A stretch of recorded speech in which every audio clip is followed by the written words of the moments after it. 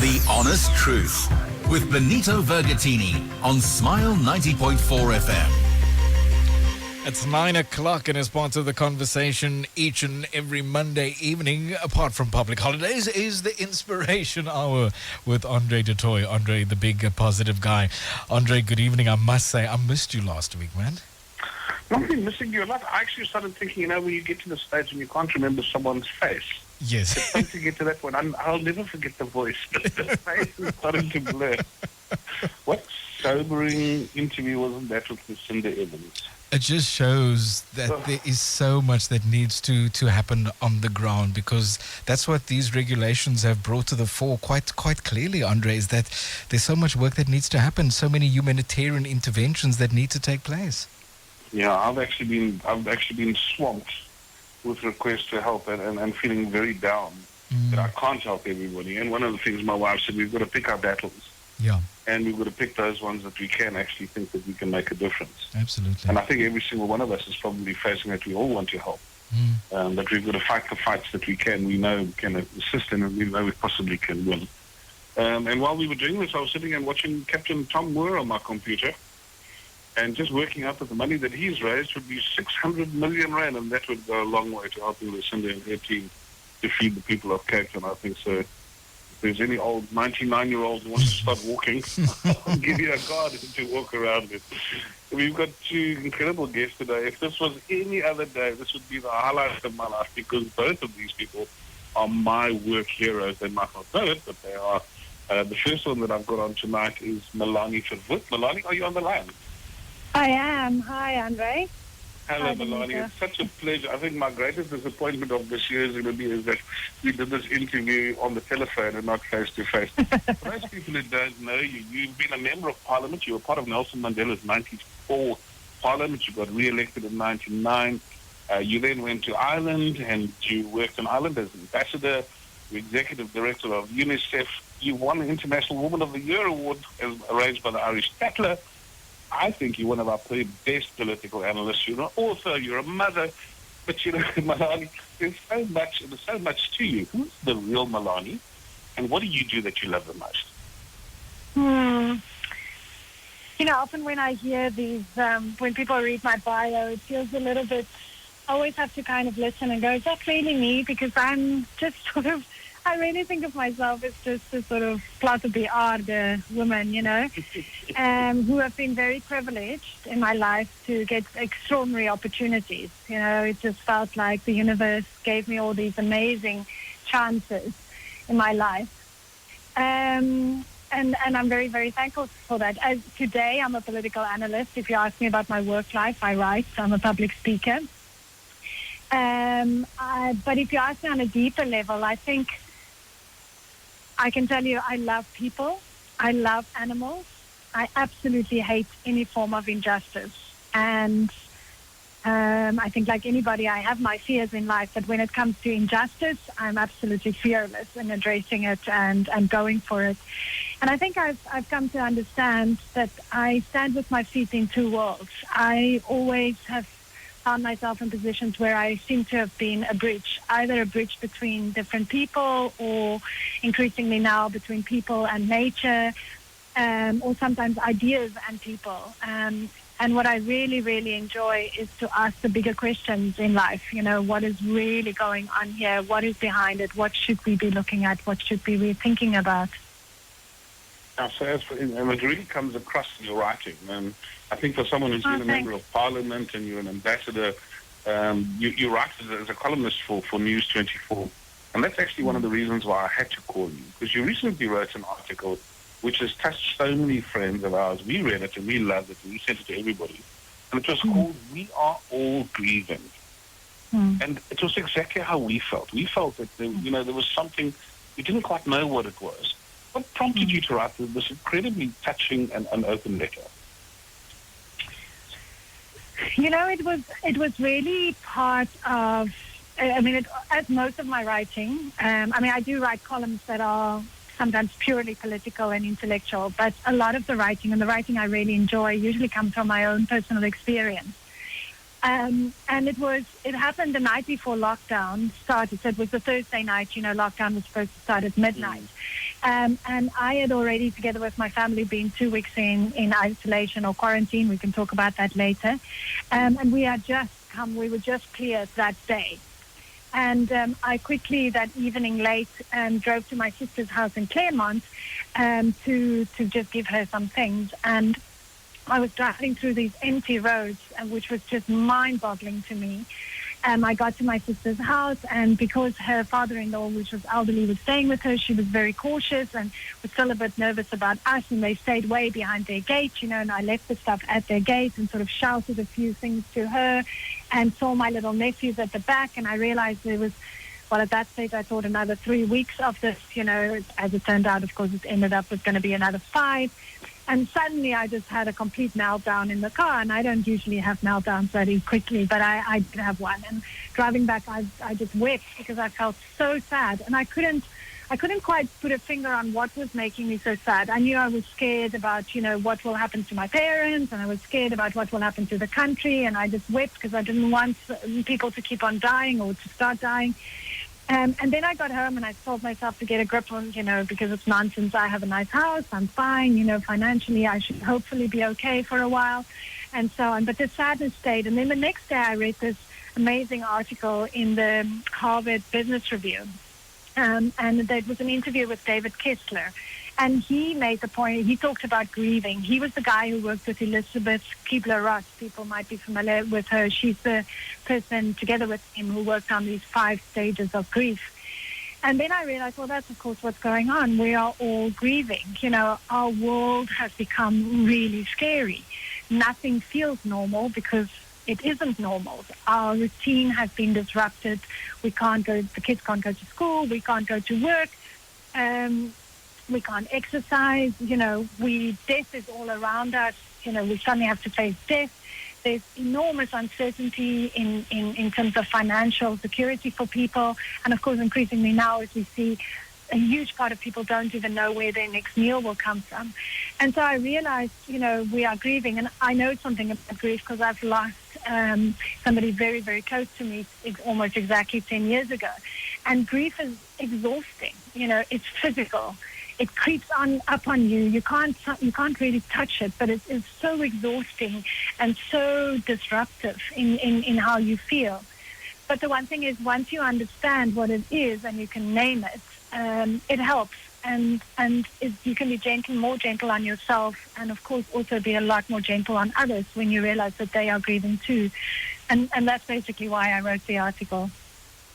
You coined a phrase which I think comes from Kessler, which explained it to us. One of the things my wife and I were saying is that we're sitting on the couch and eating all the snacks, and yet we're feeling really bad, we're feeling really down. And possibly we're feeling down because we're not doing anything. And every day you look on social media, everyone says to you, just remember your grandparents went to the war. All you have to do is sit on the couch and watch Netflix. And the word that you used, which really phrased it up for me, was anticipatory grief. In other words, the grief that many of us feel for what is still to come. And I keep emphasizing this is not over, and even it's not over in the next 2 weeks. This is many people are still going to get sick, and many people are still going to die. For me, that was an incredible phrase. But that was, I think you wrote, it was eventually published on day 6 of lockdown. We're now on day 25. How do you think that has changed? Or is it any different? Is it any worse, or have we just got, immune to it now? Or we're just sitting in, unless we're really, really in dire straits? Well, first of all, I think your comment about sitting on the couch, our society doesn't really reward us, for doing nothing. Our society has become very, very output-driven, very activity-driven. And I was raised a Calvinist. So for me, it's, as they say in Afrikaans, ledigheid is die duiwelse oorkussen. You're not supposed to not do nothing. I mean, my mom used to teach us, when you do sit in front of the TV, you do something as well. You do some knitting or whatever. So for me, it's also very, very hard. But then again, we know that I every year go on retreats, and I pay a lot of money to go and do nothing, to go to a silent place, to sit in silence, to do nothing. So in a way, of course, there's been many memes around it, but clearly this little thing that we can't even see has sent us all on retreats, has literally told us all to go back into our houses, to think, to reflect, literally do nothing. And that is, of course, very unsettling to us. But it can, and we can talk a bit more about that, it can also be a positive experience if we actually allow ourselves to fall into it. Has it changed? The thing about grief is, as we know from Kubler-Ross and Kessler's work, is that you go through various stages, and they're not necessarily chronological, and you sometimes go back, and you can sometimes in 1 hour go through all 5 stages, or sometimes it takes longer, and they are denial, anger, you start bargaining, depression, and then eventually acceptance. And then Kessler added a 6th one, which we can talk about. But, so I think we're all constantly, and you can see it, you can see sometimes people just deny it and they just do what they want to do. You can see the anger from time to time popping up in people, then people starting to bargain, well, if I do that, we're all going through those phases. But I think in a way it is getting worse because one, we now realize it's not going to end quickly. The lockdown might become easier and they might lift some of the stuff, but this whole COVID thing we're clearly in for a lot of months, maybe even a year or so. Now, of course, people's money issues are becoming much more pressing. There's less and less food to go around. The food is around, but people don't have money to buy food. And of course, as the death numbers go up, or the numbers of dying people go up, that's very disturbing to us because the thing we all do, and that's the thing with the anticipatory grief, is of course you make stories up in your own head. So you start thinking, what if it's me that dies? That's of course why people are so freaked out when they go outside and you see them in shopping malls. The fear is so visible in people's eyes. So you think about your own possibility of yourself dying because we don't understand this thing. This thing is out there, but we can't see it. We can't touch it. We know the medics don't really have a solution. We know there's no cure. We know there's no vaccine. So this thing scares us to death, literally. And secondly, of course, you start thinking about what if it's my parents? What if it's my children? What if it's my friends? And then you go further. What if there's no work when I'm done? So we make up these stories, and of course, the longer this goes on, the more inclination we will have to make the stories get worse. And that's why we need to be very sort of on top of it and cautious and know what we're doing. I think on the in terms of the actual just routines and stuff, I think people are sort of starting to feel a little bit more. Or most days, so you slot into a kind of a routine, you do certain things a certain way. I think most kids, especially now in the Western Cape, we're starting very seriously online schooling, those who haven't done it yet. So I think the routines are maybe becoming a little bit easier. And in fact, on a lighter note, what's very interesting to me, a friend of mine who's a psychologist who's still doing therapy, obviously via remotely, and he says the biggest issues that are coming up in his sessions at the moment are actually people being anxious about how they're going to reintegrate after the lockdown lifts, because a lot of people, and particularly introverts, actually enjoy this, enjoy the more quietness, the less pressure on life and so on. So that's going to be a whole interesting new discussion once this is over. I resonated so much with what you just said. The one that I actually resonated, as you obviously heard, my name is Andre. So I resonate with the Calvinist guilt feeling for everything that we do. Because am I doing enough?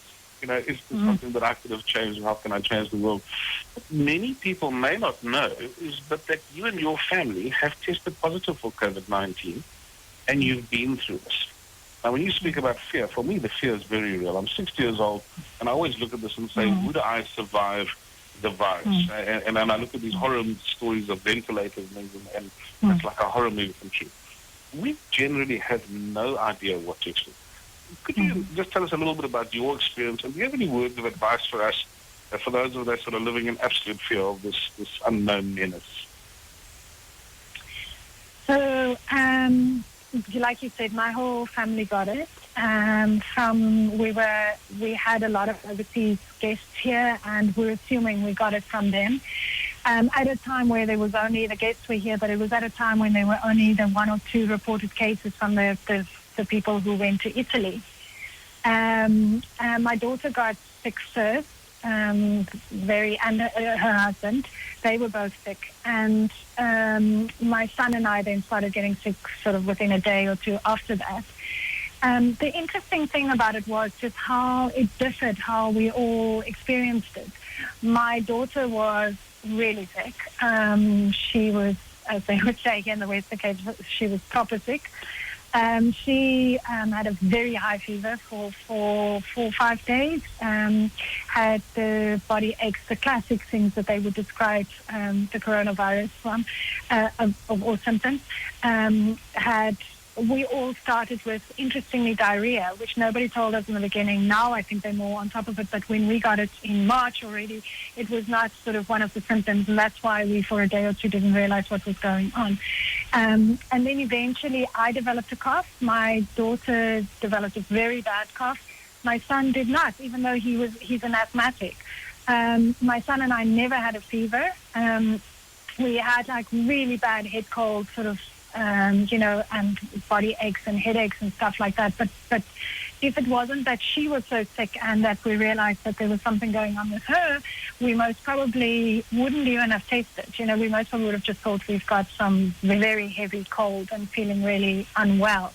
And the thing that really distinguished in our case was just that we felt absolutely exhausted. But it's not just that you feel tired. It's like sitting at a dining room table and just falling asleep, that kind of level of tiredness.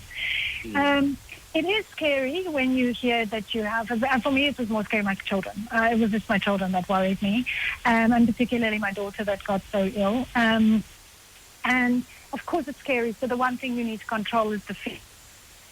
And then to understand that, the death rate is so low, and particularly if you don't have any secondary diseases, it's less than a percentage, of people who die from it. We're obviously hearing the incredible numbers and we're seeing these horrible images from abroad. But ultimately, 99% of people will get through this, or 95% of people will get through this without any difficulty. And many people, you won't even know that you have it. So I think that's the biggest thing, is just to control the fear. And also, of course, then to be very careful that you don't start reacting or vilifying people who actually do have it or had it. That was certainly because we were so early on that our family had it, that it was actually a really scary thing, because you didn't know how people were going to react, and people were they didn't know how to react either. So I think, we need to accept that the majority of us will get it at some point, and that by far the majority of people will get through it without any difficulty. They will just feel sick for a couple of days. But it is, of course, for those in the country that have suppressed immune systems and the elderly and people who have underlying conditions, for them it can become a much bigger crisis. And it's really for them that we need to control our own way of infecting others. I'm interested to hear you say your son had asthma. I think it's one of the most prevalent diseases in our country. No problems with breathing or... Not at all. No, that was the amazing thing. Carry on.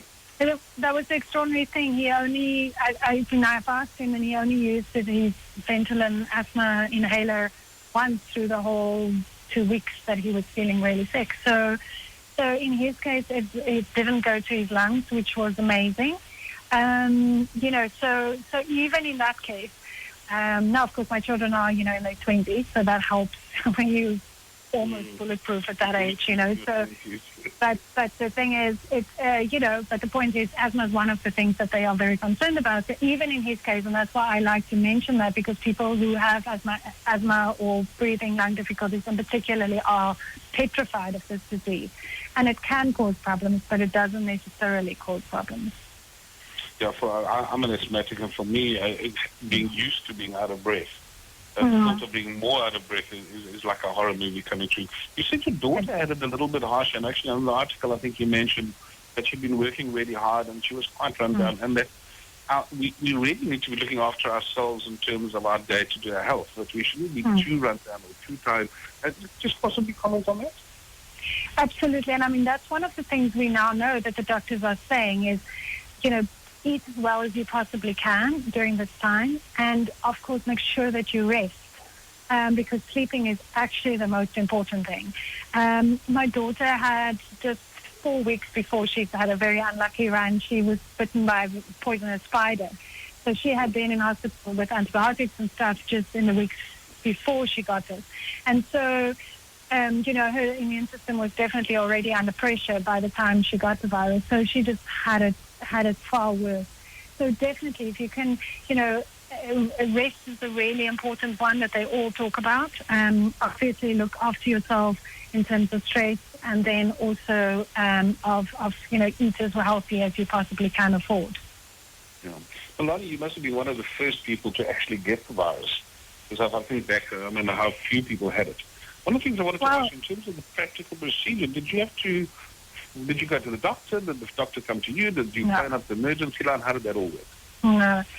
So my daughter was released before us, so she was, I think she was number 61 or something like that.